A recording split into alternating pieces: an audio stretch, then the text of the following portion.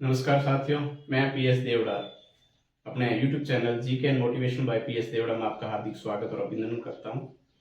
आज अपन जिस टॉपिक के बारे में बात करेंगे वो टॉपिक मैंने है वो लिखा है जो फर्स्ट ग्रेड का फर्स्ट पेपर है उसकी तैयारी से संबंधित बात करेंगे। साथ ही मैं आपको ये भी बताऊंगा कि मैंने अपनी तैयारी के दौरान है वो किन किन चीज़ों का या किन किन कंटेंट सामग्री या अध्ययन सामग्री का है वो उपयोग किया था। इस तरह से जो है वो अपन इस पे बात करेंगे। आपको एक बात बता दूं साथियों कि किसी भी कंपटीशन की तैयारी करने से पहले आप जिस कंपटीशन की तैयारी कर रहे हैं उस कंपटीशन से पहले ऑफिशियल वेबसाइट से जो है आप सिलेबस का जो प्रिंट आउट ले लें, हार्ड कॉपी में ले लें। मेरी ये एडवाइस रहेगी आपसे, ये सलाह रहेगी कि आप हार्ड कॉपी रखें अपने पास और एक नहीं रखें, 3-4 रखें। इसका मैं आपको बताऊंगा। मैं अगर मेरी बात करूं तो मैंने क्या है कि ऑफिशियल वेबसाइट से जो इंग्लिश वर्जन में आरपीएससी का जो सिलेबस आता है उसको मैंने डाउनलोड किया और उसकी प्रिंट आउट ले लिए, 4-5 प्रिंट आउट ले लिए। और उसमें मैं ये क्या करता था कि जब जैसे ही कोई मेरा टॉपिक तैयार होता था उसके नीचे मैं अंडरलाइन कर देता था। इस तरह से वो अपने सिलेबस को है वो कर लेता था। क्योंकि सॉफ्ट कॉपी में कई बार क्या होता है कि हम देख नहीं पाते, अगर देखते भी हैं तो हम ये देख लेते हैं कि अच्छा ये टॉपिक है, ये टॉपिक है। और किसी भी प्रतियोगी परीक्षा की जो तैयारी है, अगर अपन सिलेबस टू द पॉइंट अपने को तैयार करना है तो सिलेबस की हार्ड कॉपी, सिलेबस अपने को कंठस्थ भी होना चाहिए। तो ये अब मेरी एडवाइस रहेगी। उसके बाद अपन बात करते हैं कि जो किस तरह से है वो टॉपिक वाइज तैयारी करनी चाहिए। तो मैं अब शुरू करता हूँ। इसमें आपको मैं बता दूं कि इतिहास है ना, एक अपन टॉपिक वाइज एक एक करते हुए अपन आगे चलेंगे।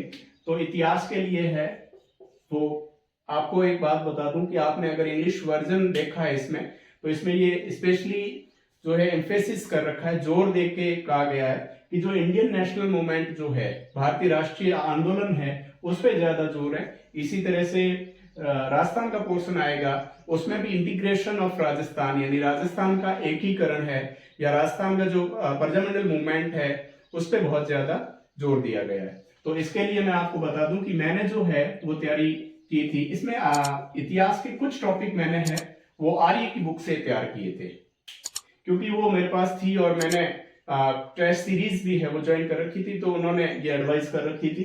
तो मैंने कुछ जो टॉपिक है वो तैयार किए थे। इसके अलावा जो राजस्थान के जो टॉपिक है वो आपको पता है, एक ऑथेंटिक बुक आती है राजस्थान हिंदी ग्रंथ अकादमी की, डॉक्टर हुक्मचंद जैन और डॉक्टर नारायण लाल माली, इनकी जो बुक आती है उनकी बुक से मैंने है वो तैयार किया था। इसमें आपके आर्ट एंड कल्चर ये पोर्शन आ जाएगा और इसके अलावा जो टॉपिक है वो लगभग उसमें से मैंने तैयार किए थे। इस चीज में आप ये ध्यान रखना कि जो टॉपिक है वो आपको आर्य कंपटीशन में मिल जाते हैं, आर्य की बुक में मिल जाते हैं, वो वहां से तैयार कर सकते हैं। इसके अलावा आप दूसरी जो है कोई ऑथेंटिक बुक का भी है वो उपयोग में ले सकते हैं। इसके जो पोर्शन है वो मैं आपको बता दूं कि 15 क्वेश्चन जो है वो बनते हैं और प्रत्येक प्रश्न 2 अंक का यानी 75 प्रश्न का जो है पेपर है और 150 अंकों का जो मार्क रहता है पूरा। तो इसमें से जो है वो 15 जो प्रश्न है वो इतिहास से उठाए जाते हैं। इसके अलावा उसके बाद जो दूसरा टॉपिक होता है शैक्षिक प्रबंधन का है। शैक्षिक प्रबंधन मैं आपको दोस्तों बता दूं कि इसमें 3 पार्ट्स में दे रखा है। 3 पार्ट्स का मतलब ये है कि एक तो एजुकेशनल मैनेजमेंट, दूसरा पोर्शन दे रखा है एजुकेशनल सिनेरियो और तीसरा पोर्शन दे रखा है आरटीई 2009 और राजस्थान में 2011 में इम्प्लीमेंट हुई थी, तो उसके बारे में है वो प्रश्न पूछे गए थे। इसके लिए मैंने एक ही बुक पढ़ी थी एस यादव की, एस यादव सर की बुक मैंने पढ़ी थी और उसमें से है वो लगभग है वो प्रश्न कवर हो जाते हैं। उसके बाद जो अपना अगला टॉपिक रहता है इसमें आप एक स्पेशली ध्यान रखना कि इसमें ज्यादा से ज्यादा इसका रिवीजन करना शैक्षिक प्रबंधन में, क्योंकि एक ही बुक है, छोटी बुक है, लेकिन ज्यादा से ज्यादा रिवीजन करोगे तो ये संभावना बनती है कि आप जो है वो इसमें से 10 प्रश्न आते हैं वो 10 के 10 प्रश्न अमूमन आपके सही हो जाए। मैं आपको यहाँ ये बताता चलूं कि पिछली बार जो है वो 2018 की भर्ती जिसमें 2020 में एग्जाम हुआ था उसमें शैक्षिक प्रबंधन के 15 प्रश्न आते थे, लेकिन गत वर्ष यानी गत जो भर्ती परीक्षा है व्याख्याता वाले 2022 में जो आयोजित हुई थी उसमें ये पोर्शन है वो कम कर दिया और राजस्थान ज्योग्राफी का जो पोर्शन है वो 5 प्रश्न की बजाय 10 प्रश्न कर दिए। उसके बाद अगला टॉपिक आता है मेंटल एबिलिटी, मानसिक जो क्षमता है उसका टॉपिक आता है। ये आप ध्यान रखना कि मेंटल एबिलिटी और गणित के जो पोर्शन है वो भले ही स्टैटिक्स हो, मेंसुरेशन यानी क्षेत्रमिति हो, ये जो है कुल मिला के इसके 10 प्रश्न बनते हैं। दोनों मिला के कह रहा हूँ मैं, ध्यान रखना, रीजनिंग और मैथ्स के पोर्शन को मिला के लगभग 10 से 12 प्रश्न बनते हैं, क्योंकि अब क्लासिफिकेशन हटा दिया है कि किस टॉपिक में से कितने क्वेश्चंस आएंगे, तो वो लगभग है वो 1-2 संख्या है प्रश्नों की, ज्यादा भी मिल सकती है, मतलब 10 की बजाय अगर 12 देखने को मिले तो इसमें वो नहीं है। उसके बाद जो है इसके लिए मैं बता दूं, मेंटल एबिलिटी के लिए और रीजनिंग मैथ्स के लिए मथुरिया सर की जो है वो बुक्स पढ़ी थी, उसमें से आपको टॉपिक देखने हैं। आप एक बार सिलेबस से वो टॉपिक है वो देख लो और उसके बाद का जो पोर्शन है वो इसमें से तैयार कर लो। उसके बाद जैसे एक चीज क्लियर यहाँ ध्यान रखना, इन टॉपिक को आप छोड़े नहीं। कई बार क्या होता है, मैं देखता हूँ मेरे साथी जो है वो 75 प्रश्नों की तैयारी को है वो 60 प्रश्नों तक लिमिट कर देते हैं। ऐसे कुछ टॉपिक जो छोड़ देते हैं वो कहते हैं कि हमें आते नहीं है, इस तरह कुछ नहीं। आप कट थ्रोट कंपटीशन है, गला काट प्रतियोगिता है, ऐसा नहीं है कि आप 60 प्रश्न लेके जाएंगे और उसमें से आपकी एक्यूरेसी बढ़िया है, इसलिए आप 75 पूरा सिलेबस आप तैयार करके बैठे हैं एग्जाम में। और इसके लिए जो आपके बाद में जो सामान्य हिंदी के 5 प्रश्न आते हैं, सामान्य हिंदी के 5 प्रश्न आते हैं, और सामान्य हिंदी के लिए मैंने अपने कक्षा 9 से 12वीं तक जो है हिंदी की जो है नवीन हिंदी व्याकरण का जो आती है वो, इसके अलावा मैंने कुछ टॉपिक है वो राघव प्रकाश सर की बुक आती है उसमें से मैंने देखे हैं। क्योंकि जैसे इसमें मान लो हिंदी में जो सिलेबस है वो बहुत शॉर्ट है, स्वीट है, टॉपिक जो दे रखे हैं उसमें से ही प्रश्न क्लिक होते हैं, 5 प्रश्न आते हैं। तो जैसे मान लो एक पारिभाषिक शब्दावली का एक प्रश्न है, तो उसमें भी आप है वो एक पता है कि ये जो एक बड़ा एरिया है कहीं से भी प्रश्न बैठ सकता है, इसके लिए आप राघव प्रकाश से देख सकते हैं। बाकी जो व्याकरण के जो अन्य टॉपिक है वो आप है वो इसमें भी देख लें, इसमें भी देख लें। उसके बाद जो अगला है जनरल इंग्लिश, जनरल इंग्लिश के भी 5 प्रश्न, गत भर्ती परीक्षा से पहले 4 प्रश्न का वेटेज था, वो लगभग 1 प्रश्न और इसमें बढ़ा के कर दिया।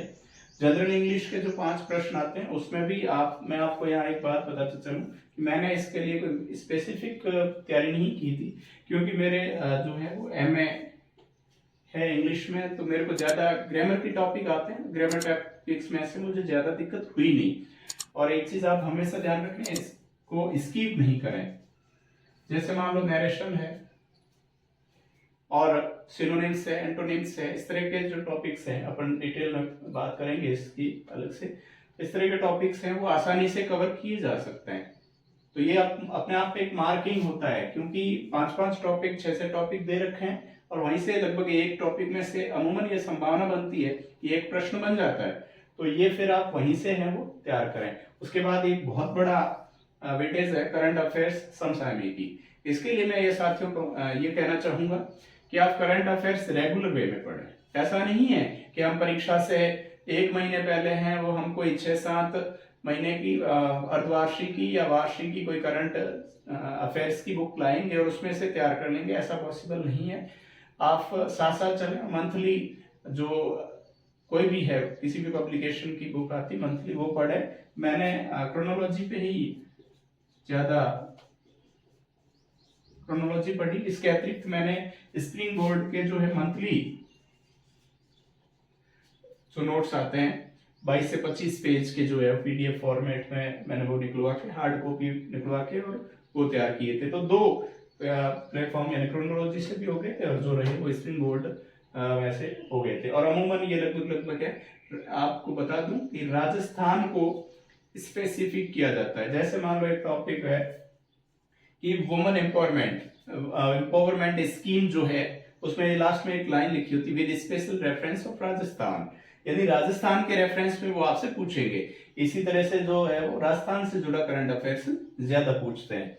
तो इसके आपके 10 प्रश्न आएंगे, 20 अंक के 10 प्रश्न। उसके बाद आपके सामान्य विज्ञान यानी जनरल साइंस सामान्य विज्ञान में साथियों ध्यान रखना 5 प्रश्न आएंगे आपके, और ये जो 5 प्रश्न आएंगे वो सामान्य आप कहीं से भी गाइड से या कहीं से भी पढ़ सकते हैं। इसके लिए आप बड़ी किताबें खरीदें या इस तरह से अलग से कोई प्लेटफॉर्म से तैयार करें, ऐसा कुछ नहीं है। सामान्य जनरल साइंस के प्रश्न उठाए जाते हैं। हालांकि मैं भी जो है वो मैंने गाइड से ही तैयारी की। मैंने किस तरह से तैयारी की वो लगभग डिटेल में था, इसमें लगभग मैंने है वो टॉपिक बता दिए। एक बात मैं और आपसे कहना चाहूँगा कि पहले आप सिलेबस करें, तो सिलेबस के साथ साथ टेस्ट सीरीज ज्वाइन नहीं करें। फर्स्ट पेपर की जो है वो सिलेबस एक बार आप अच्छे से करें, क्योंकि टेस्ट सीरीज का मतलब क्या होता है, हमें सेल्फ इवैल्यूएशन कर रहे हैं, हम अपना आत्मूल्यांकन कर रहे हैं। तो आत्मूल्यांकन करने के लिए पहले आपको एकदम सिलेबस है वो अच्छे से क्लियर करना पड़ेगा। मैं ऐसा नहीं कह रहा हूँ कि आप लगातार 3-4 बार सिलेबस निकालें फिर आप टेस्ट सीरीज ज्वाइन करें, ऐसा नहीं। आपको लगता है कि मेरा सिलेबस है वो 1 से 2 बार अच्छे से हो गया, उसके बाद कोई अच्छी सी है वो टेस्ट सीरीज का प्लेटफॉर्म ज्वाइन करें। अपन पे बात करते हैं कि सटीक रणनीति या टारगेट स्कोर। यहाँ पे देखो मैंने आदर्श स्कोर की जगह टारगेट स्कोर रखा है, क्योंकि आदर्श स्कोर इसमें अपन नहीं कह सकते। मिनिमम जो क्राइटेरिया है वो 40% का कर रखा है गत भर्ती परीक्षा से, तो ये तो लगभग तय है कि हमें मिनिमम क्राइटेरिया को तो पार करना ही पड़ेगा, तभी हम उस कंपटीशन में आ पाएंगे। लेकिन ये मैं ये मानता हूँ कि फर्स्ट पेपर में अगर हम 45 प्लस प्रश्न है वो हमारे अगर टारगेट लेके चलें लगभग तो, और 45 प्लस अगर हम पा लेते हैं तो मैं ये मानता हूँ कि हम है वो कंपटीशन में रहेंगे। अब मेरा यहाँ मतलब ये नहीं है कि आपको एग्जैक्ट इतने लाने ही लाने। देखो किसी भी कंपटीशन को तैयारी करने के लिए एक टारगेट डिसाइड करते हैं, तो मैं उस टारगेट की बात कर रहा हूँ। और दूसरी बात मैं आपको ये बता रहा हूँ कि इस सिलेबस का पूरी तरह से है वो कंप्लीट 75 प्रश्नों की तैयारी करें। साथ ही साथ मैं आपको ये कहना चाहूँगा कि फर्स्ट पेपर और सेकंड पेपर, यहाँ सेकंड पेपर, तो दोनों की तैयारी एक साथ करें। कई बार कई साथी क्या करते हैं कि जैसे फर्स्ट पेपर को पढ़ रहे हैं तो वो फर्स्ट पेपर को ही पढ़ते हैं और वो ये कहते हैं, तर्क देते हैं कि मेरा सेकंड पेपर बहुत अच्छा है, और या फिर कई बार क्या करते हैं सेकंड पेपर को ही पढ़ते हैं और फर्स्ट पेपर में क्योंकि जो वेरिएशन ज्यादा है, मैथ्स भी पढ़नी होती है, साइंस भी पढ़नी होती है, तो वो क्या करते हैं सेकंड पेपर पे ज्यादा फोकस करते हैं और फर्स्ट पेपर को है वो एक डिसाइड कर देते हैं, एक टाइम के बाद पढ़ना शुरू करेंगे। ऐसा नहीं है, आप डेली वे में डेली रूटीन में दोनों पेपर पढ़ें। अब ऐसा नहीं है कि भाई मान लो आप 2 महीने सेकंड पेपर पढ़ेंगे और उसके बाद है वो फर्स्ट पेपर की तैयारी शुरू करेंगे या फर्स्ट पेपर के टॉपिक्स पढ़ेंगे, ऐसा बिल्कुल भी नहीं करें। दोनों पेपर की तैयारी एक साथ करनी है, क्योंकि दोनों पेपर के अंक है वो आपके चयन को, आपके सिलेक्शन को डिसाइड करेंगे। तो आप दोनों पेपर की तैयारी एक साथ करें। हाँ, ये हो सकता है कि जैसे मान लो 300 अंक है और इसमें 150 अंक है, तो जो टाइम है वो इसका 50% किया जा सकता है कि भाई आप जितना मान लो सेकंड पेपर को देते हैं तैयारी, उसका आधा समय आप है वो इसको दे दें। अभी आपको ध्यान हो तो साइकोलॉजी का जो पोर्शन है वो भी फर्स्ट पेपर में जोड़ने की बात चल रही, तो वो जैसे ही कोई अपडेट आएगा, फिलहाल आपको इस आधार पे तैयार करना है। और तो साथियों इस तरह से है वो ये अपन ने इस पे डिटेल में बात की, और अब आपको अभी से है वो तैयारी शुरू कर लेनी है। अब तक अगर आपने तैयारी शुरू नहीं की है तो मेरे कई साथी है वो फर्स्ट ग्रेड की काफ़ी लंबे टाइम से तैयारी कर रहे हैं, और तो आपको है वो अभी भी वक्त है कि आप अच्छे से है वो तैयारी कर सकते हैं, क्योंकि आपके पास आने वाले टाइम में भी एक सफिशिएंट टाइम मिल जाएगा आपको तैयारी के लिए। और एक चीज़ मैं ज़रूर कहूँगा कि एग्ज़ाम हो सकता है कि टाइम ज़्यादा हो, लेकिन आपको है वो निरंतरता बनाए रखनी है अपनी तैयारी के दौरान। ऐसा नहीं है कि आप बार बार गैप दो, 15 दिन कंटिन्यू पढ़ ली उसके बाद एक आप लंबा ब्रेक दे दो, ऐसा कुछ नहीं करना। आपको जो है वो अनवरत पढ़ते जाना है, अध्ययन करते जाना है, कंटिन्यूटी रखनी है। और कहा भी जाता है ना कि मौजें कभी तो हारेगी आपके यकीन से, मौजें कभी तो हारेगी आपके यकीन से, साहिल पिरोजे घरुंदा बना के तो देखो। जय हिंद, जय भारत।